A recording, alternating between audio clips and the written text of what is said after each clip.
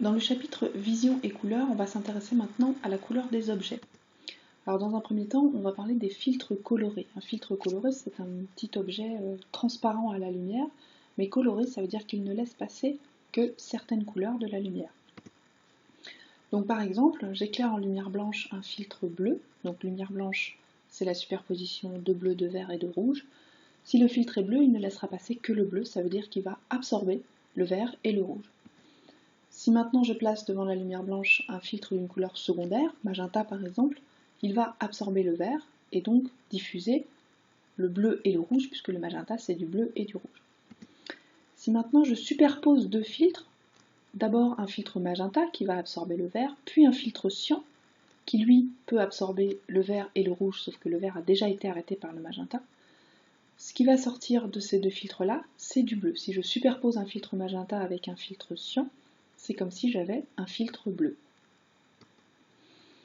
Pour s'intéresser à la couleur des objets, il faut déjà rappeler les règles de visibilité d'un objet que vous avez vu au collège. Donc on a une source lumineuse, par exemple le soleil, qui émet de la lumière blanche, bleue, vert et rouge, qui éclaire un objet.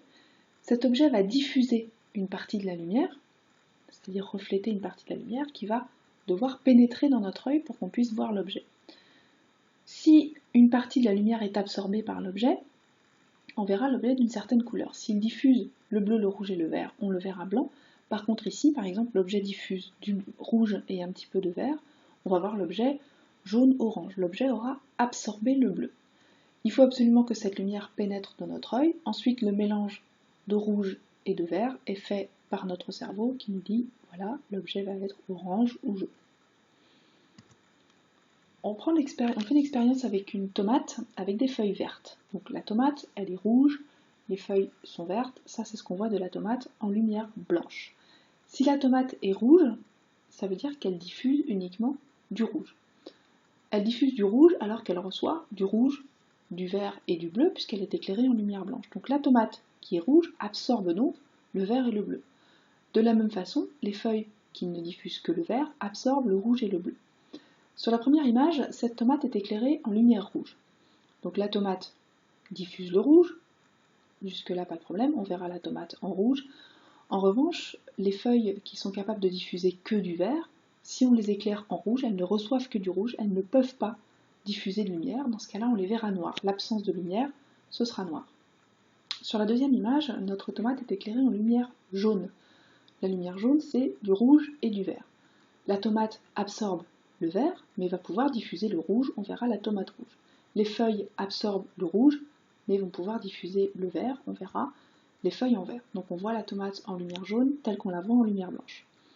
Sur la troisième image, notre tomate est éclairée en lumière verte. On a vu précédemment que la tomate absorbait le vert, donc elle ne va pas diffuser de lumière, on la verra noire. En revanche, les feuilles, qui elles peuvent diffuser le vert, apparaîtront en vert. Et sur la dernière image, la tomate est éclairée en bleu, donc la tomate et les feuilles absorbent le bleu, c'est ce qu'on a dit au début. On va donc avoir un fruit noir avec des feuilles noires, puisque la tomate ne sera pas capable de diffuser de la lumière. Alors, on va parler de synthèse soustractive. Donc la synthèse soustractive, c'est au lieu de superposer des lumières, comme on a vu dans la synthèse additive, cette fois les objets vont absorber de la lumière, c'est-à-dire qu'on va soustraire de la lumière. Je prends l'exemple avec de la peinture, mais ça va marcher exactement de la même façon avec des filtres. Si je prends par exemple de la peinture jaune, si la peinture, on la voit jaune, c'est parce qu'elle diffuse le rouge et le vert et qu'elle va absorber le bleu. C'est le même principe que la tomate. Je prends également de la peinture cyan, qui va donc diffuser du bleu et du vert et absorber le rouge. C'est pour ça qu'on la voit cyan. Si je mélange ces deux peintures, si je mélange ces deux peintures et que j'éclaire mon mélange en lumière blanche, donc la lumière blanche, bleu, rouge et vert, le jaune, la peinture jaune va absorber le bleu, la peinture cyan va absorber le rouge, la seule couleur qui va être diffusée par mon mélange, ce sera le vert. Et en effet, c'est ce que vous avez vu en art plastique depuis toujours. Si on mélange de la peinture bleue, bleu clair, donc cyan, avec de la peinture jaune, on va obtenir une couleur de peinture verte. Donc c'est le principe de la synthèse soustractive. Je peux faire la même chose avec les autres couleurs secondaires. Si je mélange de la peinture magenta avec de la peinture jaune, je vais obtenir du rouge, puisque le magenta absorbera le vert et que le jaune absorbera le bleu.